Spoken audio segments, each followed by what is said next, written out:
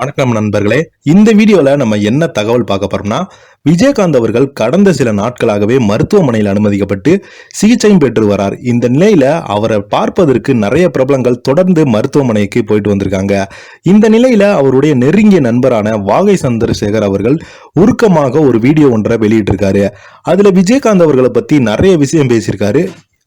வாங்க என்ன தகவல்னு இந்த வீடியோல முழுமையாக பார்த்து தெரிஞ்சுக்கலாம். அதுக்கு முன்னாடி நம்ம சேனலை சப்ஸ்கிரைப் பண்ணாதவங்க எல்லாம் சப்ஸ்கிரைப் பண்ணிக்கோங்க. பெல் பட்டன் சிம்பிள் அமைக்கி நம்மளுடைய சேனலோட நோட்டிபிகேஷனை எனபிள் பண்ணிக்கோங்க.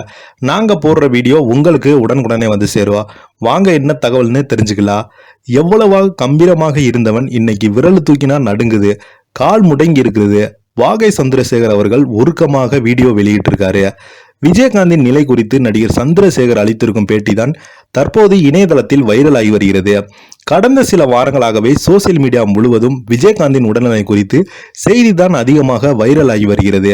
சில ஆண்டுகளாகவே விஜயகாந்த் உடல்நல பிரச்சனை காரணமாக சினிமா மற்றும் அரசியல் என இரண்டிலும் விலகி சிகிச்சை பெற்று வருகிறார். அதோடு இவர் அடிக்கடி தொடர்ந்து சிகிச்சைக்கு சென்று வருகிறார். இப்படி இருக்கும் கடந்த மாதம் விஜயகாந்த் அவர்கள் இருமல் சளி அதிகமாக இருந்ததால் அவருக்கு மூச்சு விடுவதில் சிரமம் ஏற்பட்டு இருக்கிறது.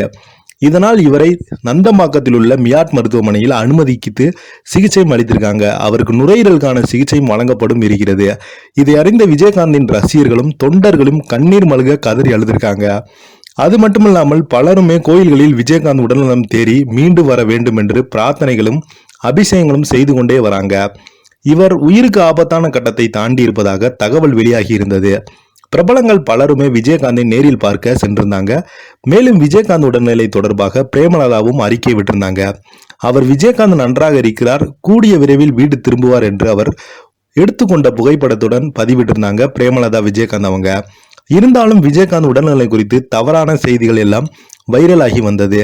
இது தொடர்பாக பிரேமலதா, நீங்கள் யாரும் விஜயகாந்த் உடன் இருப்பதே இல்லை, நான் மட்டும்தான் அவருடன் இருக்கிறேன், அவர் எப்படி இருக்கிறார் என்பது எனக்கு மட்டும்தான் தெரியும், அவருடைய உடல்நலம் குறித்து நான் தினமும் சொல்லிக் கொண்டே இருக்கிறேன், ஆனாலும் சிலர் தேவையில்லாமல் வதந்திகளை பரப்பி வராங்க.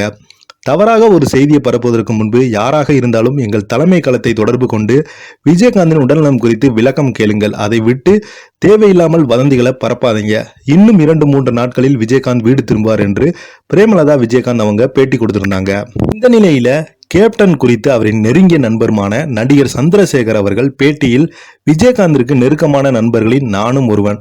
விஜயகாந்த் எவ்வளவு கம்பீரமாக இருப்பான் என்று எங்களுக்கு தெரியும். அவன் ஒரு சிறந்த நடிகர். எனக்கு தெரிந்து விஜயகாந்த் ஒரு நாள் கூட காய்ச்சல் தலைவர் என்று படுத்ததே கிடையாது. இயற்கையிலே அவர் நல்ல உடல் நலனை பெற்றிருந்தான். அப்படிப்பட்டவர் இப்போது இந்த நிலையில் இருப்பதை நினைத்தால் அதிர்ச்சியாக இருக்கிறது. விஜயகாந்தும் நானும் 45 கால நண்பர்களாக இருக்கிறோம். நாங்கள் ஒரே அறையில் தங்கி ஒரே பாயில் படித்து சினிமாவில் தான் வளர்ந்தோம். இன்றைக்கு வரை எங்கள் இருவருக்கும் இடையே நட்பு அப்படியே இருக்கிறது. விஜயகாந்த் கைகள் செயல்படாமல் இருக்கிறது, விரல்களை தூக்கினாலும் நடுங்கிறது. கம்பீரமான அவருடைய உடலும் கால்களும் கைகளும் முடங்கியிருக்கிறது. விஜயகாந்த் மீண்டும் எழுந்து வருவார், காலம் அவரை மீண்டும் கொண்டு சேவரும். விஜயகாந்த் வாழ்க்கை வரலாற்றை படமாக எடுத்தால் அவருடைய கதாபாத்திரத்தில் நடித்த தற்போது எந்த நடிகரும் இல்லை. அவருடைய உடல்நிலை மட்டும் சரியாக இருந்தார், ஒரு பலமான ஒரு அரசியல் தலைவராக மாறியிருப்பார். நண்பா, நீ நலமுடன் எழுந்து வா, கம்பீரமாக வா. எனக்கு தெரிந்த உனக்கு காய்ச்சல் வந்ததே இல்லை, தளபதியே வந்ததில்லை, இப்போது பெரும் படுக்கையாக உள்ளே என்று மனவேதனையில் பேசியிருக்கிறார் அவர். இப்போது அவர் கொடுத்த பேட்டி தான் இணையதளத்தில் அதிகமாக வைரல் ஆயிட்டு வருது. இந்த வீடியோ உங்களுக்கு பிடிச்சிருந்தா லைக் பண்ணுங்க, ஷேர் பண்ணுங்க, கமெண்ட் பண்ணுங்க. நன்றி, வணக்கம்.